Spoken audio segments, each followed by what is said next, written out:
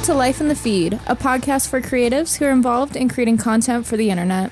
Today on the podcast, we have our graphic designer, Sam, a digital content coordinator, Katie, Camille, the creative director, and me, Tony. I'm the content producer for Trib Connect, the marketing agency for the Salt Lake Tribune. Whoop whoop. Yeah. We're a pretty cool team. I like to think so. Right. So we usually start off with something that we saw on our feed. We're going to do a news story this time and just focus in on that for this. Meta is testing a Meta Verified on Facebook and Instagram. Of course. Which is paid. So Classic Instagram to copy another app's idea once right? again. Man. Especially with money. Does this mean Instagram's going to delete itself after like 3 months of this? I sure like hope Twitter not. was yesterday. Yeah. No photos on Instagram might be a problem. Yeah. That was only for a few hours, but for that few hours, people were losing it. In case you missed it, yesterday, today's Tuesday, March 7th, by the way. Yesterday on Twitter, Twitter had an issue with image sharing for a couple hours. And links referencing. and pretty much everything. Yeah. Mm-hmm. Yeah. Yeah. Social news is just pretty much filled with Twitter. Like I thought there was a lot before, but now it's mainly Twitter, and I kind of avoided having that be the main point because it's not going to be around too much longer. But back to this, just Twitter as a side note. Camille, tell us what happened with, or what's going on with this Meta Verified. And Meta is, for those who don't know, Facebook and Instagram. Facebook and Instagram. Mm-hmm. So it's going to be $12 a month. You'll get the blue verification badge and more protection against account impersonation, as well as access to a real person. I don't believe on that. Customer support. That can't be real. That is a dream that I've had ever since I've started working with advertising on Facebook. Talking to a human being that works at Facebook, that sounds unheard of. How much you want to bet that it's like a chat GPT mod? Yeah, it's just a chat AI. It's an AI chatter help robot. It's just like, I'm sorry you feel that way. Well, it's just real enough to it's just interactive enough to seem like a real person, but it's not. It's just like a chatbot or whatever. It's like Step up Siri. for Siri. Yeah. Sure The hope thing not. that interested me about this, when you pay money and you're going to get increased protection for identity theft or stolen identity, I guess, right, yeah, impersonations. Yeah, impersonation. Yeah. Shouldn't that just be kind of like a default? Like they don't care unless you're Right. paying? Well, when you're the largest major social media company, then you kind of get to choose how things go. I mean, like they're not doing a ton as it is to protect. Identities get stolen all the time, and ID fraud is like rampant on Instagram. Like it feels like every week that I see one of my friends post a story, block this account, this isn't me. Yeah, I had that happen to me spamming. recently where someone copied just my profile picture and that was like enough for them to fake my account. I do think it's interesting that they're paywalling like ID services because, like you were saying, that does feel like something that they should let the general public access. Yeah, for real. If you're gonna be safe on their platforms. But it's funny to me because it's just prioritizing people that put money in their pockets, like straight up. Right. And that's something that I actually kind of have a little bit of a struggle, maybe a little bit, because this is a service that we say we've been using for free. We haven't had to pay any money into it. So why do we expect to get something back out? However, we are paying for the service. We are the money. Like Right. Our eyes are paying for it with Yeah. all the Our ad views. information is being used Yeah. for advertisement. Our impressions are being I mean, counted. we generate value just by logging onto these services, Yeah. right? Right. And for an old guy like me, it's a little bit of a different way to think about things because I still, to this day, think about things in terms of monetary transaction. I pay you this, you give me this service, and that's how this works. Right. It's like a subscription service for living, man. That's what they're selling us. Basically, I Only mean, Facebook verified. Canned air. But like, I've actually had to deal with Facebook customer service of some sorts the last couple weeks with a client, and that is one. It is impossible to talk to people. It's ridiculous. So I do kind of see their point of like, we don't want to deal with basic questions, so you'll have to pay for it, and then when you pay for it, we'll be able to give you more in-depth help. But it's interesting. The paying for the check mark is kind of irksome, but also yeah, it makes sense. I understand. it's a weird ethical question to me because, like what you were saying, it's not free to It's free to technically download these social apps, right? But, you know, you think about it, like these companies, they support like a multi-billion-dollar industry, our industry. And so to pay to have users pay you, a company that like distributes ads because you mitigate the downloading costs, the cost to download your software to everybody's phones. It feels weird to like have to pay for that service. Like that's a service you should be providing to me. The adage, correct me if I'm wrong, the adage is if you are not paying for a product, you are the product. Yeah. So that's That's what it adage. comes down. That's what it comes down to with these social media services, and it, in a way, it kind of reminds me of. Again, I'm an old guy. I was around in newspapers at the dawn of the internet, and I remember the discussions of should we make people pay for stories because they have to pay to buy the paper, you know, and at that time it might have been a quarter or 50 cents. But they were still having to pay for it. And we thought, I shouldn't say we, it wasn't a consensus. And Me and the newspaper. Me and the crew. Yeah. Gurus. The news crew. the thought was that so few people are online that's not how people are still going to want to hold the physical product, and that we shouldn't worry about putting it online. And in some cases, I think in our case at my paper, it was really just a test. Like, let's throw it on there. Yeah, just see how it goes. We're not putting every story on. That was part of it too. Now we do something similar with like subscriber only. So we only put a couple of stories on, and we didn't put everything on. You still had to get the paper for like the big ones. And then it becomes that people expect to get it for free.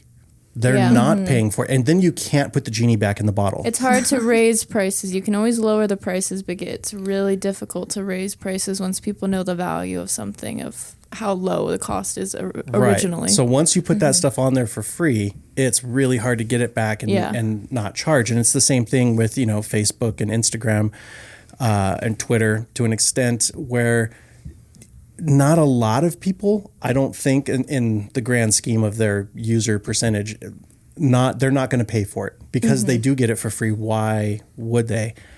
I would consider paying for a service for something like this, but I don't think I get enough for my monthly fee. Yeah. As a personal profile. As a Right. business profile, I can see how that would be good. And also it increases your reach and visibility. Yeah. So if people are searching for something, you're going to pop up closer to the top. I'd say for a business account, it's really helpful. One perspective I wanted to add in here, though, is a previous way to get the blue check mark was to have yourself in a random article. So people would go and put themselves in like Vogue Hong Kong or something in some random little article, but when their name is published, then they could get the blue check mark because, you know, that's how Instagram used to do it. So I'm curious if there's also an aspect to this where Instagram says, let's take out those middlemen, get rid of them trying to post these like random like crap articles about themselves, and instead they just pay us money and we'll give them a check if that's all they want is just the check, you know?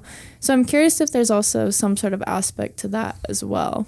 Just a little thought to put out Instagram there. also had you could apply for verification through their site, right? So they kind of already... Twitter did. I don't know about it. I don't remember how Instagram's was. To be worked. verified on Instagram, I remember you needed to have some sort of publication. You had to meet like a certain amount of requirements. You had to have it's like a certain amount of followers, something. a certain amount of, I'm sure, like engagement or something, but then it also was like published. Yeah, I just remember we had to go through that process when I was at RSL for some of the players because they wanted makes the sense. blue check mark. I got the blue check mark for Twitter, but for my work account that I don't use, I still have it, and I've not obviously not had to pay for it. I don't log into that, but it's still there. But my personal account doesn't get it. And we did it all, like everyone at the paper, we got kind of like a bulk submission. Yeah. And they, you know, we were all published and public figures in our own little heads. Yeah. That is cool. So I'm curious if that just takes out that step, just like in the first place, and maybe they're just like, no longer do you need that. Just pay us $12 a month. They'll probably phase it like with Twitter. But so far, they're just testing it in Australia and New Zealand, and it will be rolled out in the U.S. and other countries soon. So we'll see more. What's our feeds going to look like when this happens? Is it just going to be we're going to be spammed at the top of our feeds with verified, especially if you don't pay for it. Yeah. Like, No. I'm still rooting for photos. I don't right? want to pay a $12 a month premium for Instagram. It's not something I'm really interested in doing personally. No.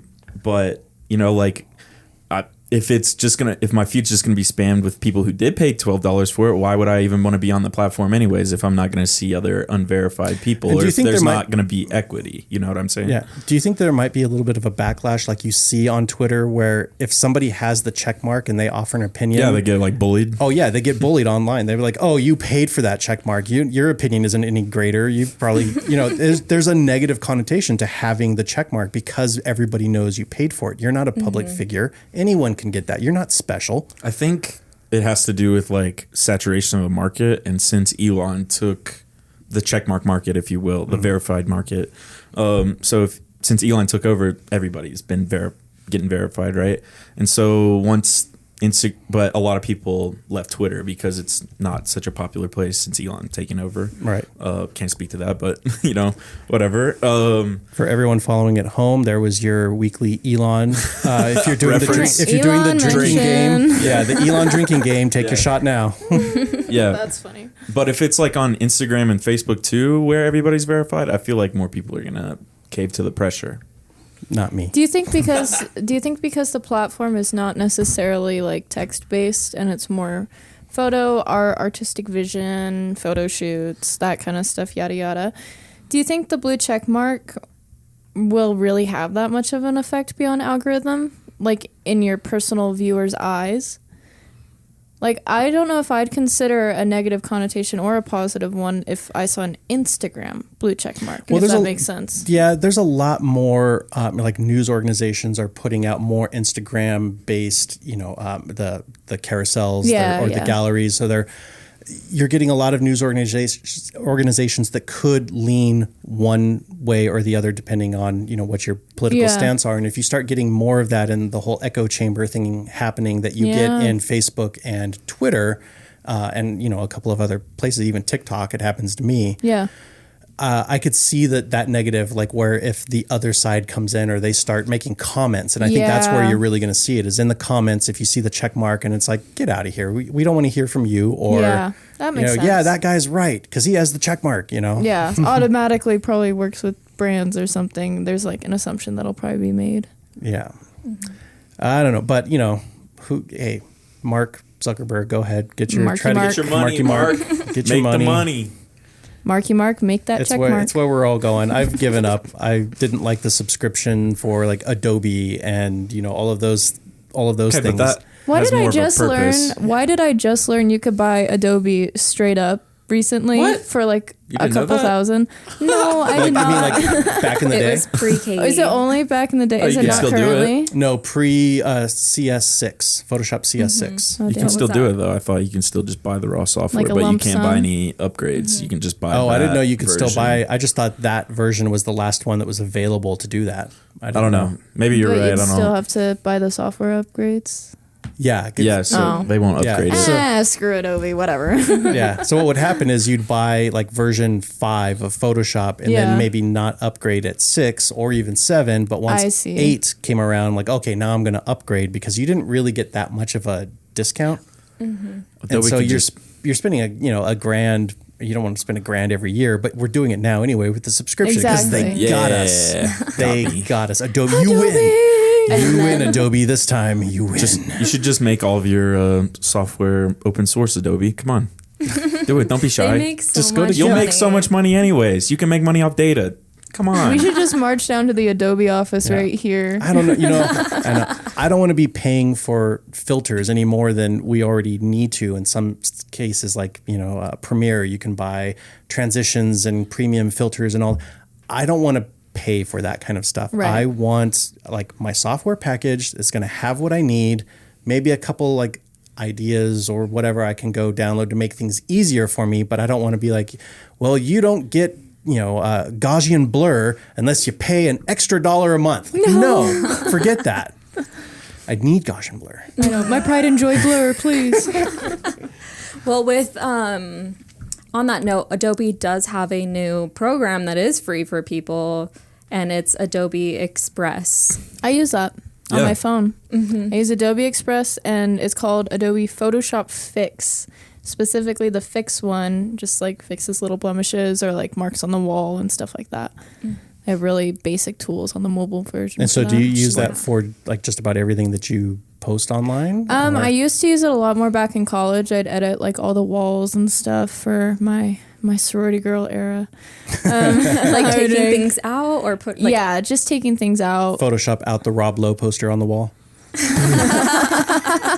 No, Tony. Am I showing my age? That's kind of an 80s thing, maybe. Just Photoshop outing, like scuff marks and stuff like that, or a random pimple. But now I just use the Lightroom app, which is also free, isn't it? That one? Or no, I sign in. You have to have that one I sign in. It's like free to download, but you have to have the Adobe subscription service to sign in. That makes sense. And then there's Premiere Rush, which does videos. That's a newer one. And then we also have other apps that you can edit things like TikTok. You can edit videos on there, or you can get the app CapCut, which is also by TikTok. And in my opinion, it's a nicer editor, but it's not for everyone. CapCut, yeah. The one that you hate. Well, I should say I hate everything that's not Premiere Pro, because Premiere Pro is so easy to use and I can cut like by the frame, and I like to edit to the music. Whereas a lot of these, I mean, I was just using CapCut before walking in here. They have, you can do an online version. Like you don't even have to download the software. You just upload your videos to a site. You're doing it on your desktop still. And so that's really nice. And especially if you don't have the Adobe Creative Suite, I mean, you still need to have some knowledge of, what you want the finished product to be. So it's not going to like magically do everything for you. But if you need some editing software, that's a great option. And it's got a lot of effects and zooms and crossfades and all that stuff that you might need. It's fine. It's perfectly fine. I don't like editing on my phone. And Camille, you very, very sneakily did a transition into today's topic from what we were talking about. Segue. No one even It was such a good segue. It was great hidden. segue. It was so hidden. It was beautiful. Slide into that topic. So Camille, why don't you tell us what our topic for today actually is? Our topic today is editing on mobile apps versus editing on Desktop. Computers, like laptop, desktop. See, wasn't that transition just butter? Gorgeous work. There's a believe it's reason not why butter. you're our director. Thank you. So yeah, we've been playing around with some of the apps just to see like what is best, and so that's been pretty interesting to try to do. A lot of the apps, it's hard to edit them because like it's so small. It's so small. Like just trying to like do like the little pinch or different things. Like you can't do it frame by frame. Like that has been something Tony's brought up multiple times. You need like a little stylus, right? Yeah, even with like a an stencil. iPad. So I have a bunch of pens that have the stylus on the other end, and so I was using that on my phone because of the way we were posting reels. It for a while made sense to do it on your phone, right? It still was kind of a pain to do on Instagram. Instagram's video editing, like there's a reason why there are mobile video editors out there, and it's because Instagram's native video editing just isn't that good. I mean, it's really tough to use. Yeah, it's not that intuitive, and I've felt, what was it? Was it CapCut or Instagram? I'm maybe, look, I used to be really great in technology, but things have passed me by. I'll freely admit it. I was the guy that everyone went to. Now I'm the guy asking the questions, and it starts to suck. But just for a little bit of time, like I feel like you catch on to it pretty quick. So it soon will be back to like, wait, what is this? Yeah, but everyone else in the office is much younger and a little bit more hip than I am as far as using what's, the current, Instagrams and TikToks and everything. So Katie was doing a video a couple weeks ago, and over by her desk, I just hear this, what's going on? And it made me smile so much, not because I wanted you to be in pain, but because I wasn't the only, like, well, it's not just me. Oh, like she knows social media, the and file is she screwed can't. up. Yeah, Help it me. deleted everything. Social media gods, please send help. yeah. I mean, I've had that happen. I can't tell you how many times Camille has wanted me to post something on Instagram, and I'm like, okay, I'm going to do it with the little captions and the trending audio like, and all this I got stuff. I got this. And I go over and I show it to her, or she's busy and I have to save it as a draft. And then, dude, the draft is deadly. Camille's getting coffee. And then I try to open it back up. The draft isn't there. Or it glitches out or some sort of black screen. Or the worst thing, I was signed into the wrong account. Because we have like 6 accounts we're signed into. We have a few. I've done that on TikTok a handful of times. Yeah, so I'm doing it on my personal Instagram. Also maxed out on my phone. Yeah, I had to get rid of like Ghost of Dog Man, which I had from my last job with this like possessed dog toy. Love it. And like some other, like my personal account, but it's fine. So why do you think, we're just spitballing, we have no inside knowledge, why do you think Instagram's video editing is not that intuitive? And do you think TikTok's is any better? I have TikTok and I've looked at it, but I've yet to post a video on TikTok. I actually really like TikTok's editing software. So what makes it better than Instagram? It is set up in a way that's similar to Premiere Pro, where at the bottom it'll show you all the frames, like or the scenes, whatever you want to call them. And it'll give you a little screenshot of that particular scene. You're able to move them around wherever you want. You can split them wherever you want to make them into smaller scenes and yada yada. And then just like the speed of the video, what would that be? Like speed duration, that kind of stuff. Is really easy to do. Just at the bottom of TikTok, it has all the things laid out at the bottom, all on the same page.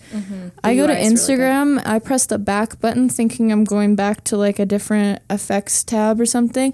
No, it just quits me back out into the main page, and it's like that. It's auto saved as draft, and I'm like, okay, I didn't want to leave the whole process. So TikTok, I've found, is really helpful.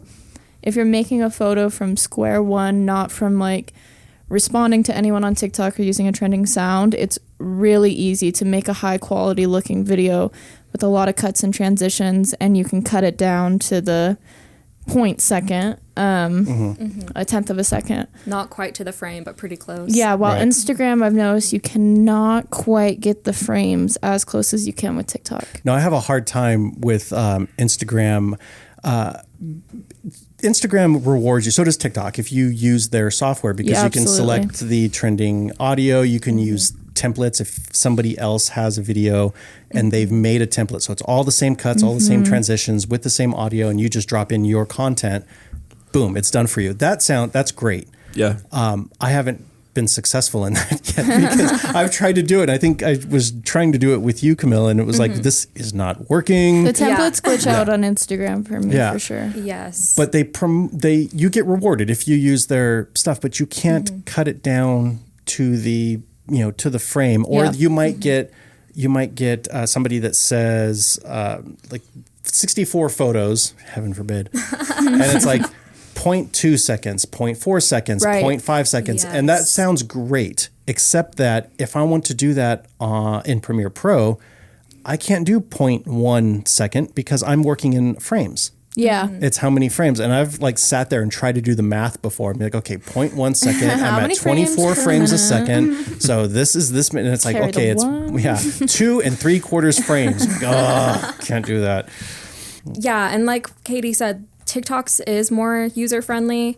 However, when you save it, it saves the watermark with like your I do hate that it saves as a TikTok watermark, and then you got to be like, follow us on TikTok. That was a promo for our page. That's what I was doing. Yeah. So if you were to film a TikTok and then try to save it to Instagram, it says TikTok, and then Instagram dings you, does it not?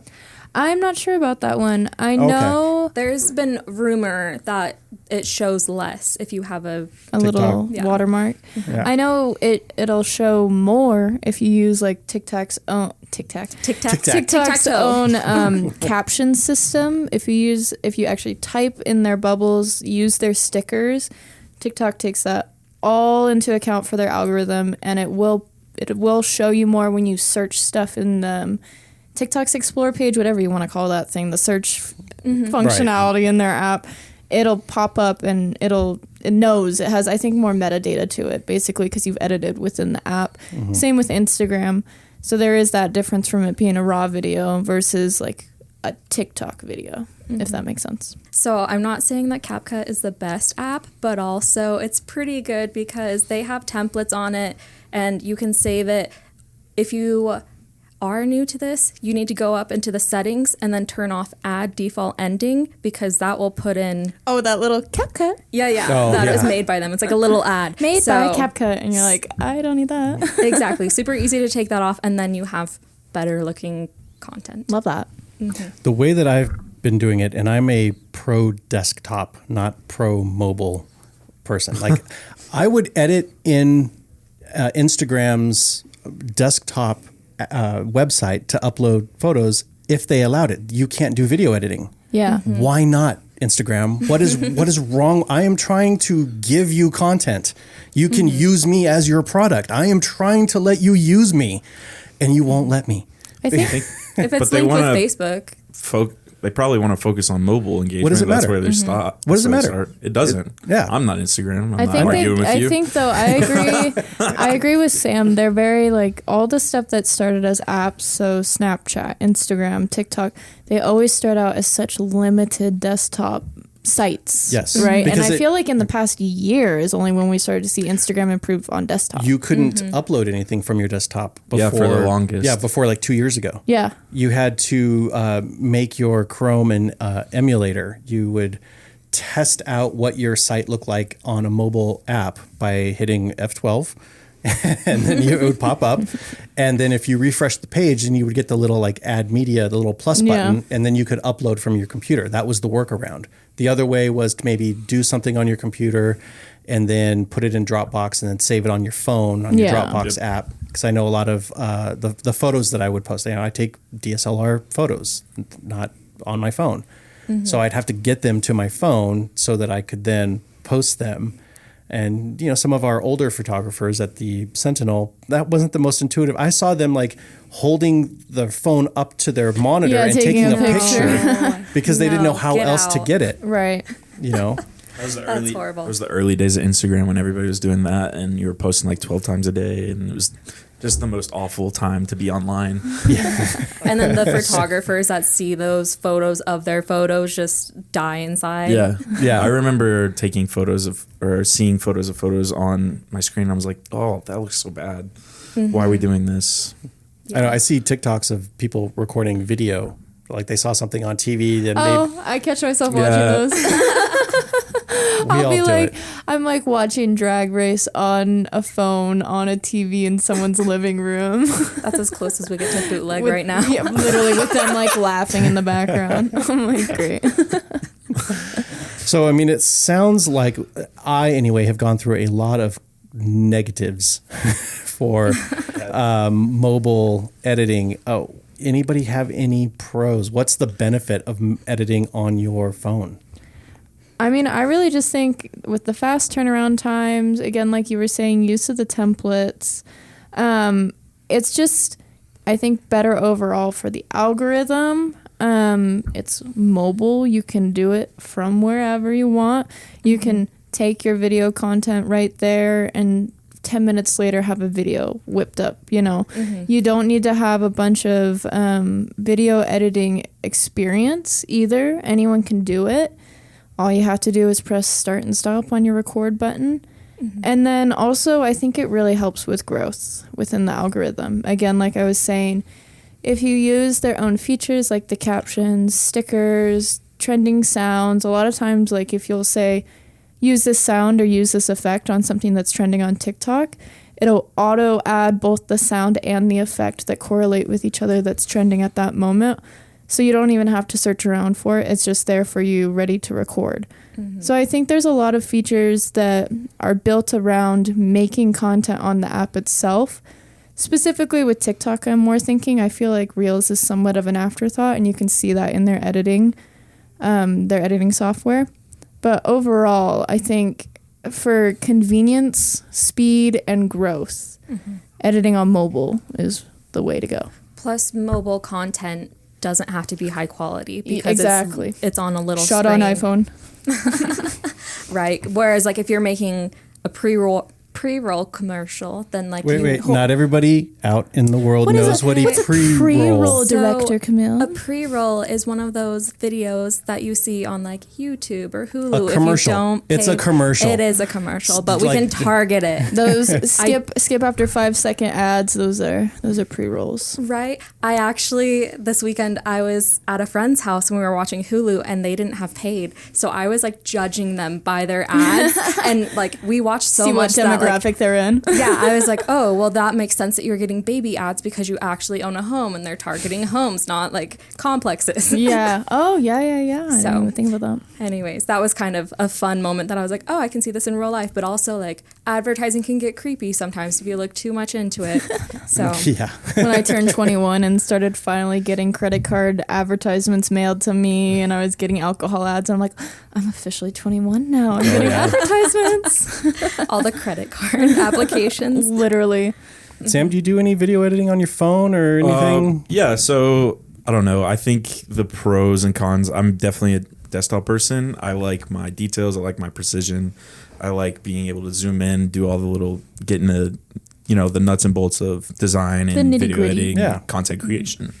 I do think phones have their place in time in phone editing. For instance, I don't have access to my computer and I don't have the time to sit down and do like, full social creative layout. Right. But, with mobile editing, in combination with desktop, I can have like some frames that I made on my desktop and I can just open up Photoshop Express and layer the PNG on top of a photo and then have creative that's ready to go. This is this is a straw man that I'm building, but it's theoretical. But For my theoretical client. but it's just all about how you use it and like in what context you use it. I'm always gonna want to make things more detailed and more precise if I can. But if I don't have that, I think mobile is probably the better option.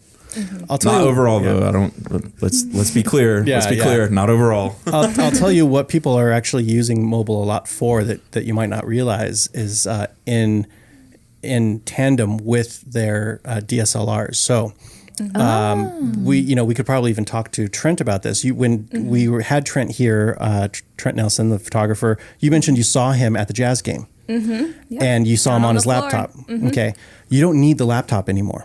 So a lot of times you can set up a Wi-Fi connection between your camera and your phone. I can do it with my camera and my phone. I'll take the picture on the camera.